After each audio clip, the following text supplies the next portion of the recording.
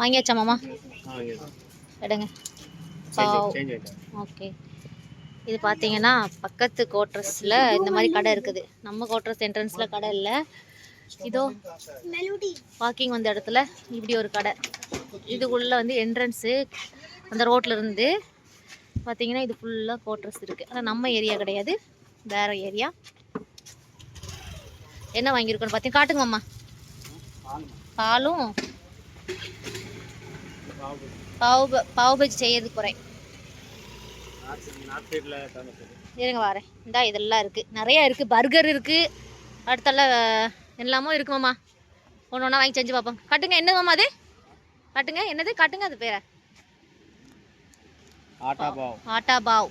அதாவது செய்ய தெரியாது, இருந்தாலும் நம்ம ட்ரை பண்ணுவோம். என்ன மாமா? நமக்கு தெரிஞ்ச மாதிரி செய்வோம். ஓகே, நம்ம செய்கிறது தான் பாவ் பஜ்ஜி. இன்னைக்கு ரெசிபி அதான். பாவ் பஜ்ஜி வந்து செய்கிறதுக்கு தயாராகியாச்சு. இப்போ இதுக்கான ரெசிபி பார்த்திங்கன்னா, நம்ம பக்கத்து வீட்டு தீதிகிட்ட தான் போய் கேட்டு வந்தேன். எப்படி செய்யணும் தீதி, எனக்கு செய்ய தெரியாது அப்படின்னு சொல்லி கேட்டுட்டு அப்புறம் வந்து களத்தில் இறங்கியாச்சு. ஃபஸ்ட்டு வந்து பாவ் பஜ்ஜிக்கான மசாலா ரெடி பண்ண சொன்னாங்க. நான் ரெடி பண்ணி வச்சுட்டேன். மசாலாலாம் ரெடி பண்ணதுக்கு அப்புறமா நான் வந்து பாவை வந்து இப்போ சூட் பண்ண போகிறேன்.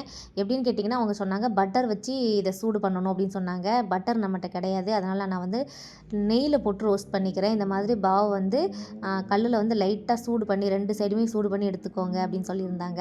அவங்க ஆல்ரெடி அவங்களோட சேனலில் வீடியோ கூட போட்டிருந்தாங்க. நான் அதை பார்த்து தான் வந்து மசாலாவே ரெடி பண்ணினேன். அப்புறம் ரொம்ப டேஸ்ட்டாக வந்துருந்துச்சு. நம்ம எப்போதுமே சாம்பார், புளிக்குழம்பு, வத்த குழம்புன்னு சாப்பிட்ட ஆளுங்க. பாவ் பஜ்ஜி அப்படிங்கிறது குழந்தைங்க ரொம்ப ஆசைப்பட்றாங்க. பெருசாக அந்தளவு எனக்கு இன்ட்ரெஸ்ட் இல்லை. எங்கள் வீட்டில் பசங்க கேட்டால் கூட நான் செஞ்சு கொடுக்க மாட்டேன். சரி ஓகே, இந்த வின்டர் டைமில் வந்து நமக்கு ஏதாவது சூடாக சாப்பிட்ணும் அப்படின்னு சொல்லிட்டு தான் இதை ரெடி பண்ணிகிட்ருக்குறோம். ரொம்பவே டேஸ்ட்டாக வந்துச்சு. ஆக்சுவலி அது அன்ஹெல்தியான ஃபுட்டு அப்படின்னா கூட அதில் செய்யக்கூடிய அந்த பாவோட மசாலா இருக்குல்ல, அதில் எல்லாமே வெஜிடபிள்ஸ் ஆட் பண்ணியிருக்கிறதுனால ஓகே, நல்லா தான் இருந்துச்சு. பார்த்திங்கன்னா பாவ் வந்து ரெடி ஆகிட்டே இருக்குது. நார்த் இந்தியா டிஷ்ஷோட பேரெல்லாம் பார்த்திங்கன்னா ரொம்பவே சூப்பராக இருக்கும்.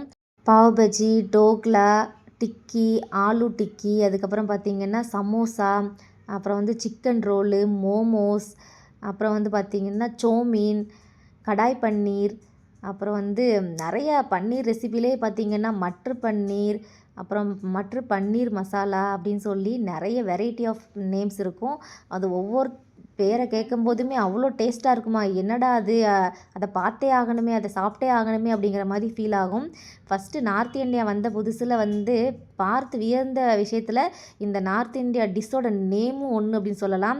அதோட பேர் ஒவ்வொன்றும் அட்டகாசமாக இருக்குங்க. இது போக நிறைய நார்த் இந்தியா டிஷ் இருக்குன்னு நினைக்கிறேன். எனக்கு இவ்வளோ தான் ஞாபகம் இருக்குது. வேறு ஏதாவது ஸ்பெஷல் நேம் இருந்தால் சொல்லுங்கள், கண்டிப்பாக அதையும் ட்ரை பண்ணி பார்க்கலாம். இதுதான் பாவ் பஜ்ஜிக்காக நான் பண்ண மசாலா. இதில் வந்து காய்கறி எல்லாமே வந்து அவிச்சு அதை வந்து ஸ்மாஷ் பண்ணிவிட்டு தக்காளி, வெங்காயம், இஞ்சி பூண்டெல்லாம் போட்டு வதக்கிட்டு அது கூடவே இந்த மசாலாலாம் போட்டு ஆட் பண்ணிவிட்டு பாவ் பஜ்ஜி மசாலாம் போட்டு ஆட் பண்ணி நல்லா ஒரு 5 மினிட்ஸ் வந்து குக் பண்ணி எடுத்தாச்சு. பாவ் பஜ்ஜி மசாலாவை டேஸ்ட்டு வேறு லெவலில் இருந்துச்சு. அது நம்ம வீட்டில் ட்ரை பண்ணி பார்த்து அதுவும் ஃபஸ்ட் டைமே பெஸ்ட்டாக வந்துருச்சு அப்படின்னு சொல்லி எனக்கு ஒரே சந்தோஷம். சரி ஓகே, டேஸ்டிங் பார்த்துடலாம் அப்படின்னு சொல்லிட்டு பையங்க தான் இங்கே தான் நிற்கிறாங்க. அவங்கக்கிட்ட ஒரு வாய் கொடுத்து பார்க்குறேன். ரொம்ப ரொம்ப டேஸ்ட்டாக இருக்குது அப்படின்னு சொல்லி ஹாப்பி ஆகிட்டாங்க. ஓகே, நீங்களும் ட்ரை பண்ணி பாருங்கள். நார்த் இந்தியன் டிஷ் ரொம்ப சூப்பராக இருக்குது.